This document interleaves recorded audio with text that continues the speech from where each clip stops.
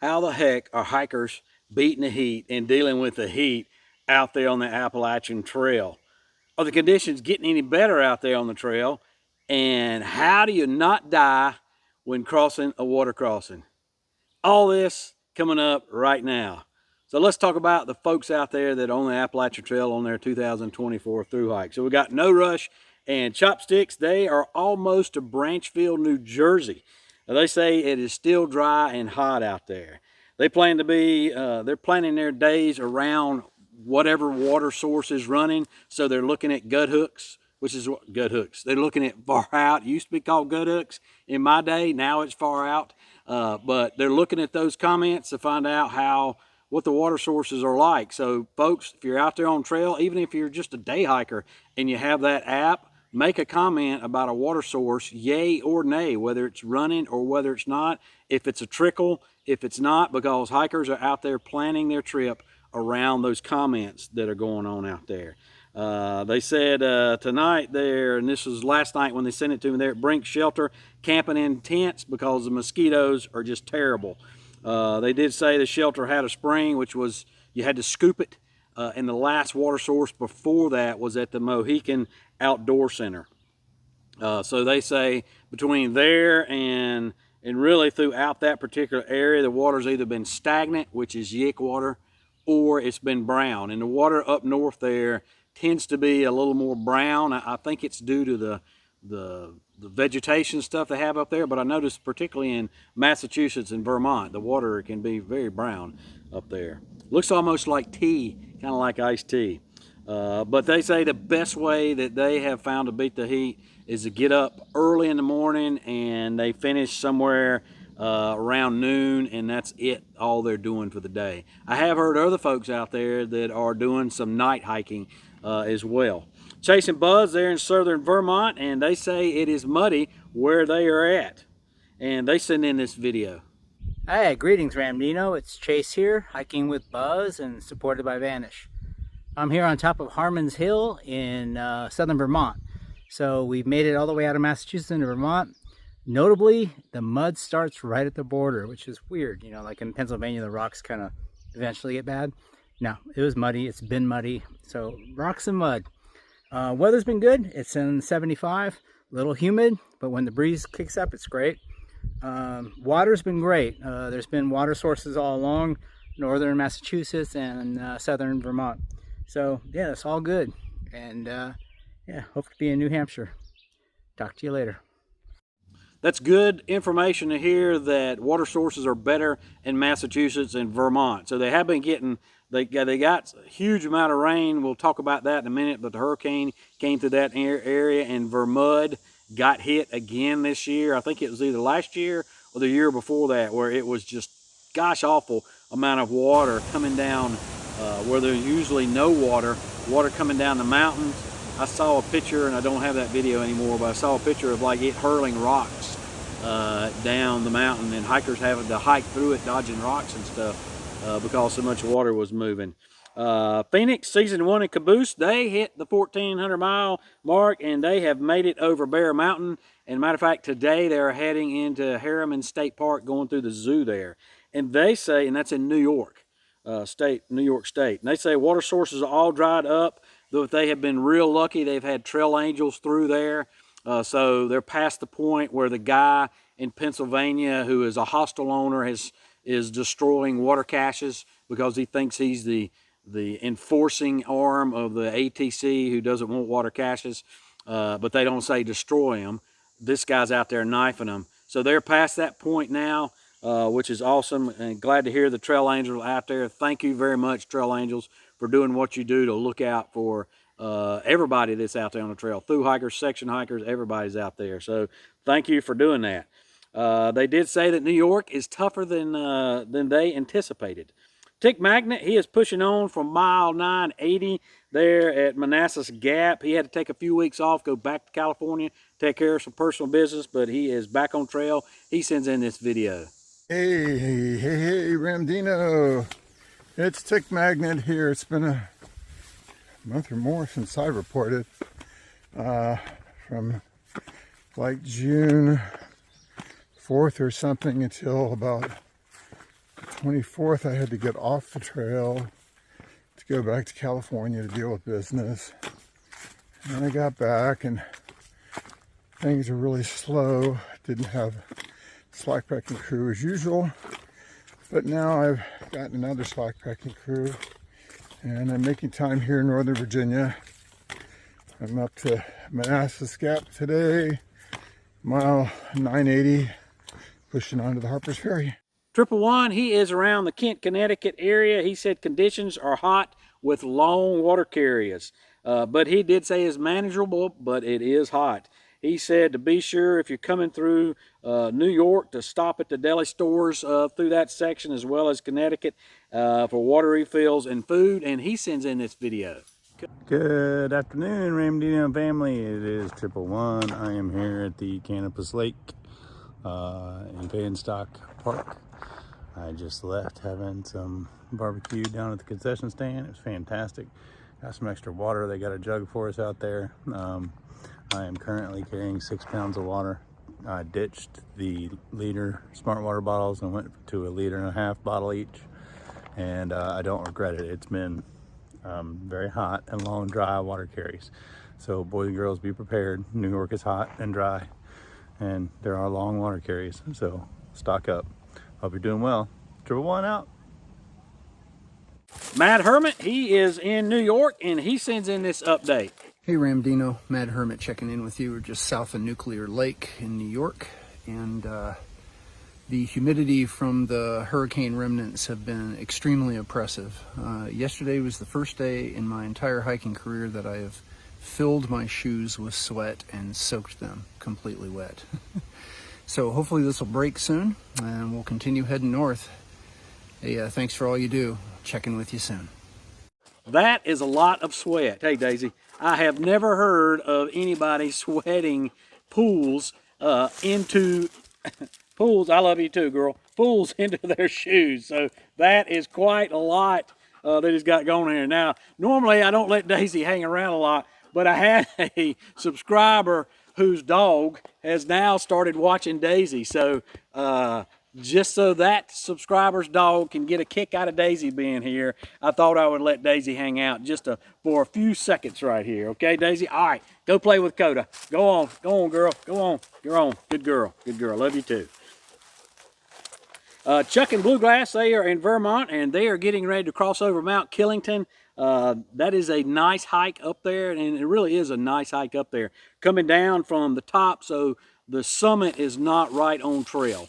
So the summit's like, I don't know, 1/10 of a mile off trail, but it is 1/10 of a mile literally. It's like at an 85-degree angle. Hand over fist, you're crawling on rocks. So crawling up's not so bad, because if you fall forward, you don't have far to fall. But if you're coming down and you fall forward, you got a long ways to go. So be careful up there.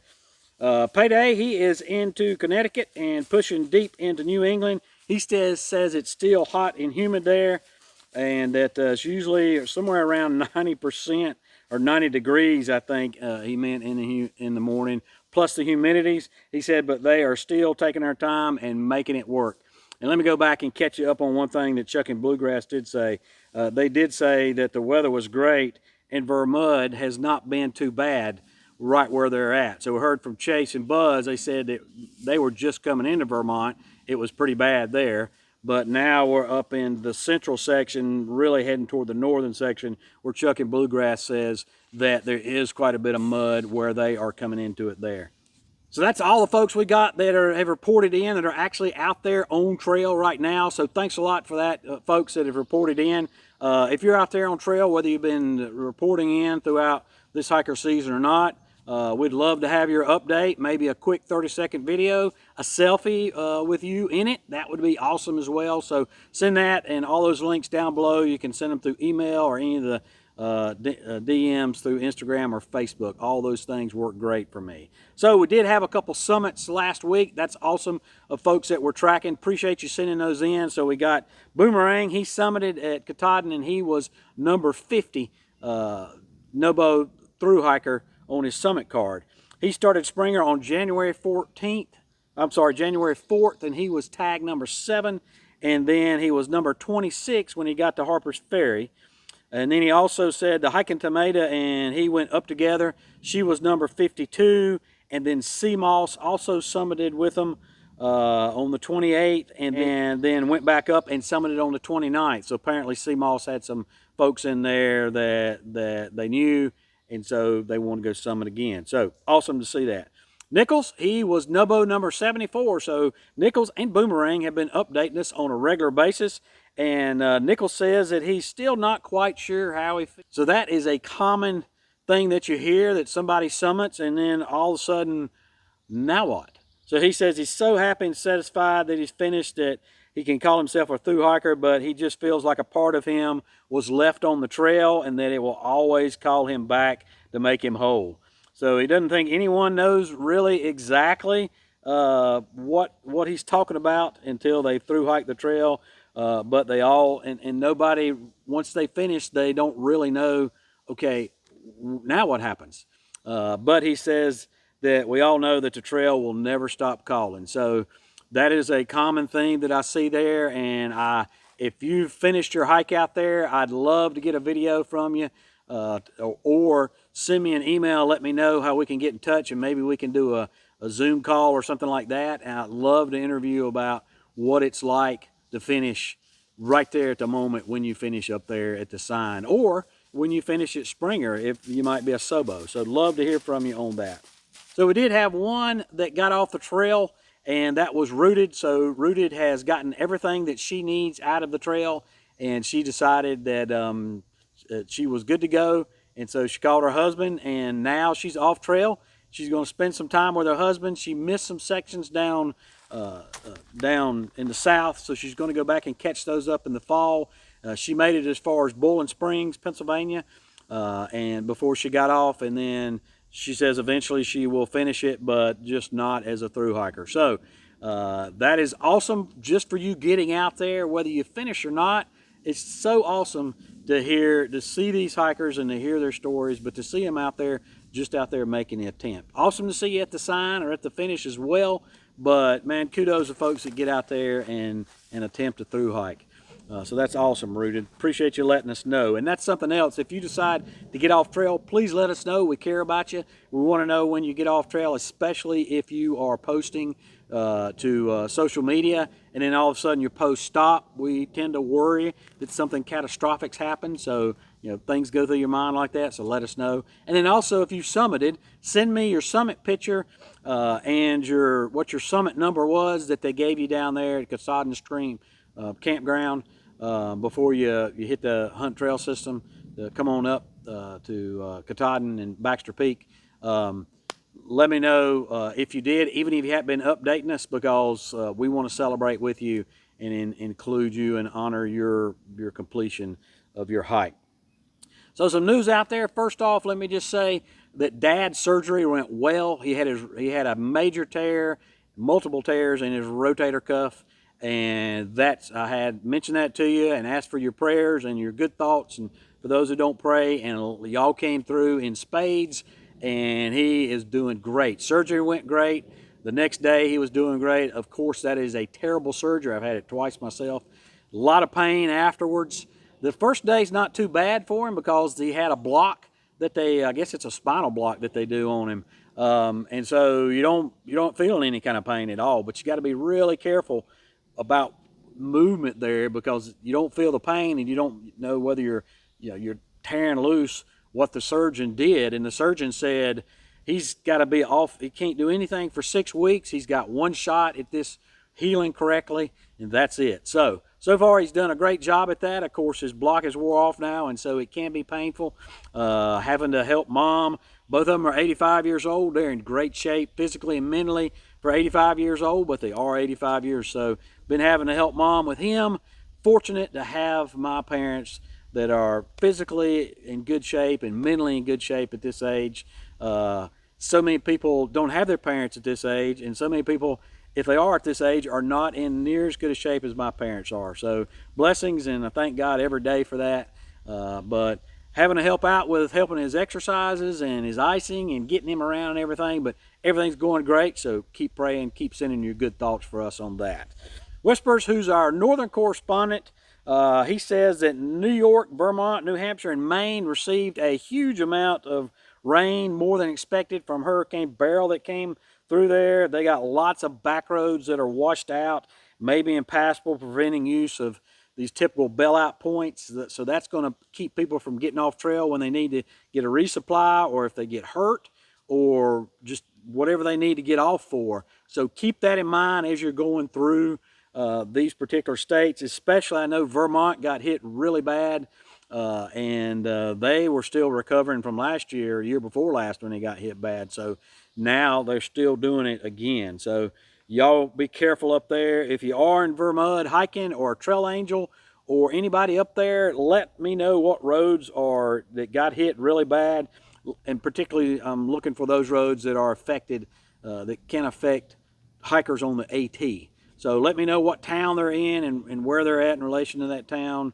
Great Barrington, Rutland, all those towns up through there. Let me know so that I can pass that along to folks. Spineless Cougar, he is our northern correspondent for Trail Magic, and he is in southern Vermont. He says it's generally dry through there. Said the big storm hit up in northern Vermont, New Hampshire, and Maine, but it did spare southern Vermont. So that's I guess all those others are north there, but we had Whisper said it also affected in New York. So there must have been a patch through southern Vermont that it didn't hit so bad.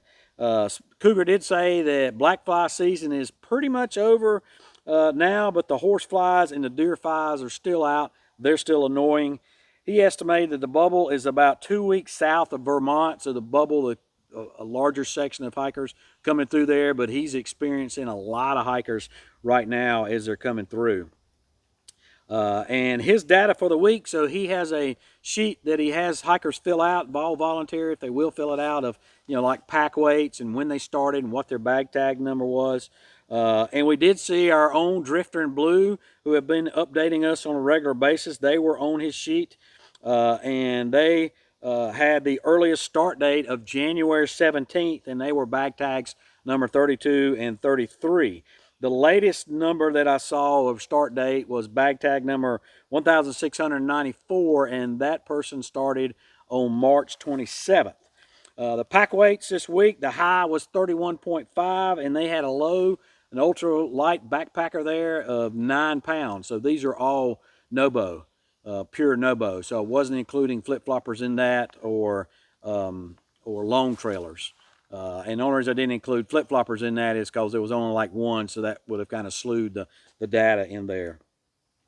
Nobody had Norris, so he asked you if you'd had Norris, but one person did indicate they had Lyme disease. And then Roll Tide, he is our trail caretaker correspondent. He is the caretaker down at the Blackbird Trail Center down in Virginia, and just south of Harper's Ferry. And he said he feels like the bubble is pretty much through there. He had no one that showed up last night, so it's definitely dropping off. And he says his impression is that the number of hikers on trail this year, the number of through hikers, is considerably less than it has been in the past previous years. So he would have a good knowledge of that, because last year he was a ridge runner in the Smokies, and the year before that he was a caretaker at the Nauman campsite up in the White Mountains. So if anybody has a good idea of it, Roll Tide would know that. So thanks a lot for that information, Roll Tide. I did get a notice from somebody that there was a man dressed in black wearing a fluorescent yellow ski mask throwing rocks at people north of the Codden Shelter in Vermont, and that's at Nobo Mile 1609. It has been reported to the state police and the Trail Network officials.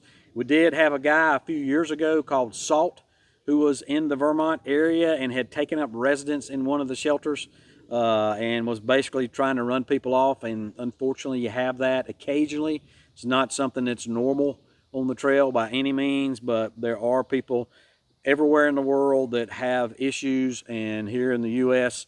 we have a terrible mental health system. Really don't have much of one to speak of, and a lot of mental health professionals out there, and we appreciate you but per capita, we do a terrible job of that. And so don't know if that was who this is, but if anything like that happens to you, the ATC has a reporting system, and the first thing they want you to do is call 911, report it to local authorities, and then they want you to report it on their system. So you can go to the website and you can find that reporting form to fill out online. I'll leave a link to that down in the description section.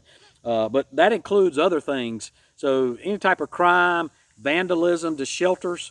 So we had a father-daughter who was vandalizing, and they still are vandalizing shelters up and down the trail as they through hike. Threatening behavior, sexual harassment, any of that kind of stuff that goes on. Of course, they have a bear reporting form as well that they want you to know. So also post that on the Far Out app. So make sure people are aware of that as they come in. People read those comments on there. So that is a really good source of news for what's going on when you're going to be at a particular spot. We've got a great event coming up for 2025 through hikers. So this is 2025 through hikers. For the past, at least last year, I'm not sure if it's done it in years past, but there's an immersive weekend at the Woods Hole Hostel up there that is run by trail icon Neville Harris. So that is a really neat place, just an icon on the trail. And the past year or so, they have been putting together a immersive time for through hikers, kind of a training session. So it'll be a complete weekend. It's the weekend of September 19th to the 22nd. So it starts on the 19th. Actually, that's on Friday, I believe, or actually that's on Thursday, and that'll be the practicum. So you'll actually go out and camp overnight. There'll be people there that are going to be presenters at that the rest of the weekend there at Woods Hole. So you'll be able to come and stay inside there, or you can camp on the grounds there at Woods Hole. Food and everything's included. There is a fee to that. There's an application. They can only take so many. I believe it was the first 12. So it seems to be a pretty good weekend. They've got a great list of courses that they're going to be taking, and it's going to be very, very good. With only 12 folks there, there'll be ample opportunity to talk to not only through hikers that are going to be teaching the class, but other folks that are experienced people on the trail. I think they're going to have somebody there from the ATC doing the Leave No Trace section of it. And for whatever reason, I have no idea why, but they've asked me to come and be a presenter. So I'm going to be a presenter at this as well. So I'm excited about that, to get out there and see new through hikers that are going to be on trail and kind of see what it's like for them and the enthusiasm they got when they're getting ready to plan their hike and everything. So it's going to be a really neat weekend. If you want to be a part of that, I'll leave a link down below to the Woods Hole, to the email there for Woods Hole. And for right now, that's the only way they've got for you to request an application. So hopefully they're going to be putting together a link or something later on for that. Did have bear report. So the ATC received a report of a food conditioned bear that would only leave when the folks there, the hikers at the shelter, the George Outbridge Shelter, which is Nobo Mile 1260 in Pennsylvania, mother and two cubs would only leave with bear spray. So they were very food oriented and kept coming back in, and they actually had to spray them. So that's a pretty food conditioned bear. That's a little bit on the scary side. So keep that in mind, folks, as you're going through there. High water conditions are still, and today's the 14th, and it's been really the first of the week since Beryl came through. And so, but high water conditions are still pretty bad up there. Here's a graph of one of the reporting stations, the monitoring stations there on the river, the Piscataquis. I probably mispronounced that. Somebody's from up there, I think this is in Blanchard, Maine, that knows how to pronounce that. Give it to me phonetically. But the levels were still pretty high, and this monitor shows as of this morning how high above normal the levels really were. Last year we had some really high water levels up through there, and we actually had somebody that got caught in a flash flood trying to cross and died doing that. So flooding is no joke in those areas up there. You need to find a log or something like that, go upstream or somewhere where you got a ton of rocks you can get to. But if the water is moving faster than a stick. So if you'll throw a stick in the water and that stick moves faster than you can walk, that water is flowing too fast for you. So you need to figure out a way, either stay in place so the water comes down, go around it or something like that. If you have to go around water that is too high, that's too dangerous to cross, and you have to miss a particular section of the trail, the ATC still finds that acceptable and will allow that as an excuse for not doing that section, and will still give you your through hiker completion certificate if that's something that's important to you to be recognized by the ATC. So they allow that. A lot of people like that. Not a thing in the world wrong with that. You hike your own hike, but you got to stay safe while you're out there. There's no doubt about that, because it will kill you. Now here's a shot here of the Long Pond Stream, and this is a before shot, normally how it runs. Easy to get across, and here it is after we had a lot of rain that came through there. So you do not want to be crossing something like that at all. And also always look downstream to see what, if you do fall in and the water carries you, what are you going to impact? If there's like a big dam down there, a bunch of limbs and stuff, logs all crammed together and the water's sumping under it, that's going to pull you under it and you'll probably drown getting under it. If you cross swift water, or really any kind of water, unbuckle your pack, okay? Unbuckle your belts, unbuckle your sternum strap, your hip belt. You can leave your straps on, or you can carry your pack, would be a better idea. But if you can't carry your pack and you need to use your poles, you can carry it with your straps, but you want to have your shoulder straps to where you can get out of it in a hurry if you have to. So loosen those up as well. Here's a QR code that you can go to that the ATC actually has a lot of good information about water crossings and water safety while you're out there. And I'll also leave that link down below in the description section. Next week, I've got some big news for 2025 through hikers, so I'm excited about that. I'm putting that together right now for you, so looking forward to that. So we're starting 2025 a little earlier than normal, but I think we need to, and I've decided to do that. So I'm going to do that. So big news coming through for them. And then head on over, if you haven't seen my last section hike, so head on over here and check out my last section hike that I went through, one of the most challenging section hikes that I've done on the trail yet. And I've done everything from Springer all the way up to almost to Rock Gap there at the Shanties. I've done Pennsylvania Line, Sobo down to Bears Den, I believe it's Bears Den, is it Bears Den Hostel? Anyway, there at Spivey Gap in Virginia. I've done Massachusetts and Vermont. So half to 2/3 of the trail, this part over three ridges in the Priest was the toughest section I've ever done. So go check those out. As always, appreciate you, and we'll see you out here.